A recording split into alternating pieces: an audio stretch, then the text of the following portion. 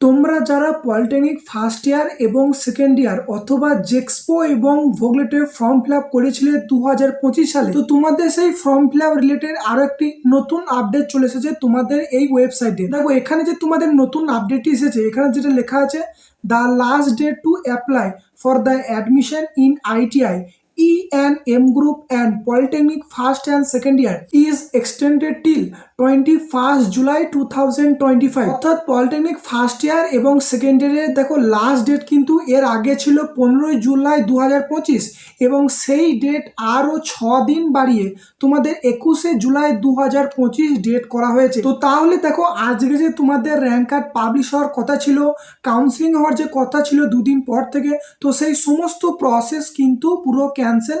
আবারও তোমাদের নতুন করে সমস্ত আপডেট দেওয়া হবে, নতুন নোটিশ তোমাদের কাউন্সিলের তরফ থেকে পাবলিশ করা হবে। এবং এই ভিডিও করার আগে আমি অলরেডি তোমাদের রাতে জানিয়ে দিয়েছিলাম যে অনেকে করে দেখো তারা সেই সমস্ত ডকুমেন্টসে কাটিং করতে পারেনি বলে তাদের অনেকেরই ভেরিফিকেশন পেন্ডিং হয়েছিল। তো সেই ভেরিফিকেশন আশা করি এই 6 দিনের মধ্যে কমপ্লিট হয়ে যাবে।